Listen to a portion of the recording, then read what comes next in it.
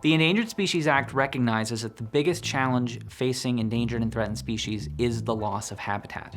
And so one of the ways that it goes about trying to solve the problem of species extinction is to identify and protect critical habitat for those species. The issue in this case is whether it makes sense and whether it's lawful for the U.S. Fish and Wildlife Service to designate land as critical habitat and therefore impose pretty significant regulatory burdens if the land isn't currently habitat for the species and in its current condition can't contribute to the species recovery.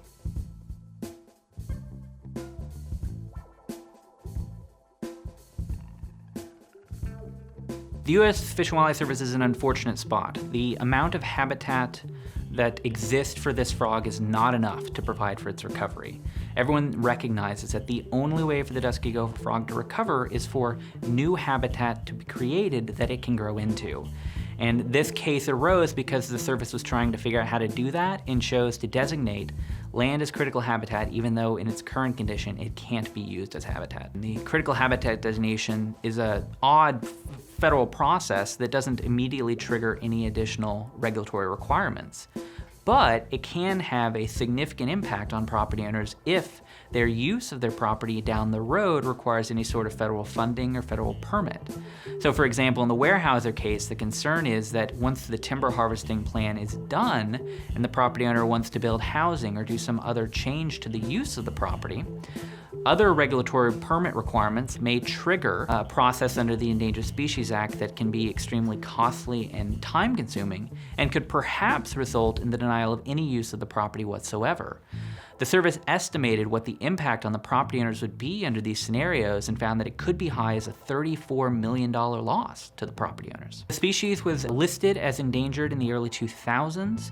The service initially proposed to only designate occupied habitat as critical habitat, but a peer review recommended expanding and looking at other areas where the species could grow into. So in the late 2000s, the service proposed to designate this area of Louisiana also as critical habitat. That was immediately challenged by the property owners. This land has changed substantially from what it was as the historic habitat for the species.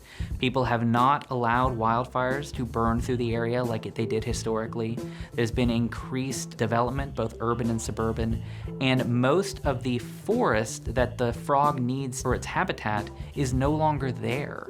The longleaf pine has been replaced with other species that grow faster and are better for the timber harvesting industry. So if you were to put frogs there now, no population could be established without substantially changing the land. Weyerhaeuser's best argument is when Congress authorized the designation of critical habitat, it used the word habitat.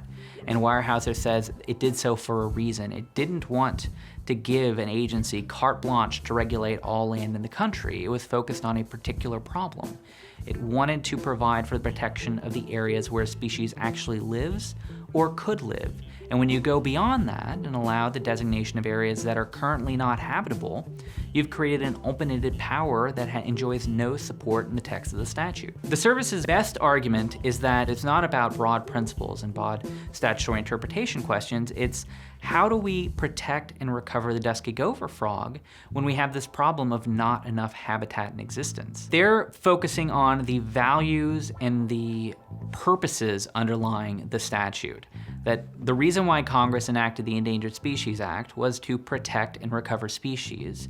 And the service says that the only way to do that for this species is to protect land like this, which even though it's not currently habitat, has characteristics that makes it possible to restore it and create habitat there.